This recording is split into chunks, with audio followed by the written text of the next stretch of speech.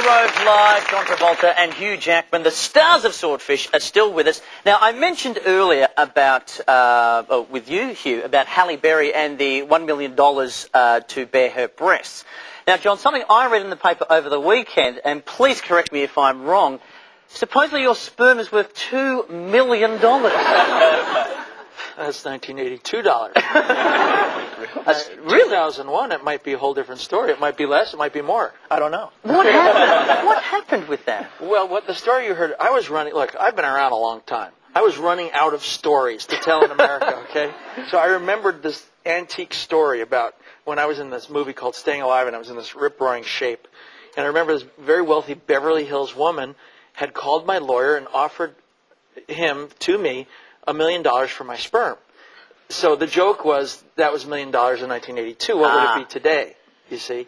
So it's up for you guys to decide. I said $20 million would be okay. I'd take $2 million.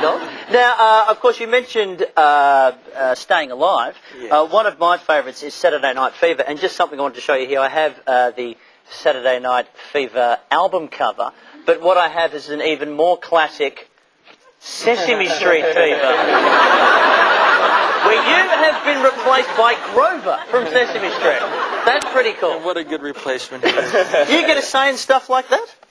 Oh, probably, and it happened a long time ago, and I probably said yes, and there you have it. It's Grove. You're not going to say no to him. Now, of course, one of the other things as well, I will say, there's probably a lot of women in the audience and people watching at home as well who remember Grease, very fond of Grease. It is probably most people's favourite film. And there's probably a lot of people who would love to have been Olivia Newton-John around. Probably some of the guys too, let me tell you. Is that something you still hold very dear to your heart? I am so proud of Grease that I can't even believe it. I'll tell you what. Oh, yeah, no, come on, if you want to clap it, clap it. Because after 3 years, every generation, every new generation still loves it. So you have 3-year-olds who love it, you have 83-year-olds who love it. And I love that a movie could hold up over that many years, because no other movie I know of does. So I think Olivia and I made this like kind of gem that if I had to pick one movie to keep forever, that would be it. I'd put it in a capsule and send it out to space or something. I have to tell you, John one day on Swordfish said, "Come and have a coffee at the end of lunch." Oh yeah. So I walked into John's trailer, and there was Olivia Newton-John sitting next to John Travolta, and I went a little bit silly. And immediately, the first thing that came to mind, and unfortunately it came out, was my memory of the fact that on the lid of my school desk in 6th grade was a poster of Olivia, and I kissed it every morning. You didn't tell her? Yes. And she said, "How's filming?" So how much of a thrill was it to meet Olivia Newton-John in the flesh? Well, that was amazing. But truly, to put it in perspective, to see John and Olivia together, it so took me back to when I was 28, watching, watching Grease and doing Grease dancing competitions when I was a kid and all that. I mean, two legends, but I mean, to work with John, of course, being one of the ultimate things in my life, particularly my professional life. He's in his dream. See, he's a dag. He's a dag. Complete dag. Because it seems to me when you watch movies like Grease, like you and Olivia seem to be just the best of friends, and there's a chemistry there that just transcends across the screen. Well, what happened, truthfully, is that we were on the search for the character of Sandy, and there were many suggestions that were made, and I said, guys, there's only one person in the world that can play Sandy, and it's Olivia Newton-John. I said, she's everybody's dream girl, every guy's dream girlfriend, and every girl wants to be like her. I said, don't even, stop looking, And so they tested her, and she liked the test, they liked the test, and she got the job. But I mean, there really was never a doubt in my mind that she was it, completely, Did you get the same approval over Hugh for Swordfish? Yes, I did. I'll tell you what happened. I sang a couple of songs, 1 week. I'll tell you exactly, and I'll be blatantly honest here.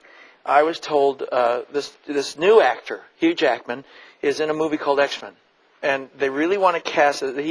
The studio has approved him if you approve him. And I said, well, I guess I should see the movie. So I was so excited. I hadn't slept the night before. I was so tired, and I was not in the mood to see any movie. And I sat there like this, and I see this movie, and then I see Hugh come on. I went, whoa.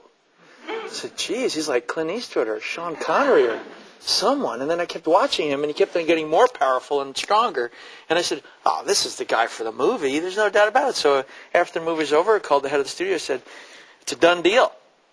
So me and the Aussies, man, we got... There you go. Keeping us all employed. Well, okay, you've worked with a man who I said is over 35 films, I think, to your credit, probably even more that I don't know about.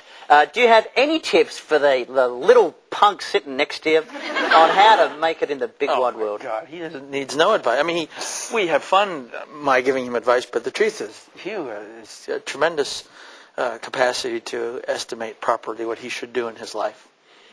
Do you believe that? Yes. Thanks. So, John, what would you say is your secret of success?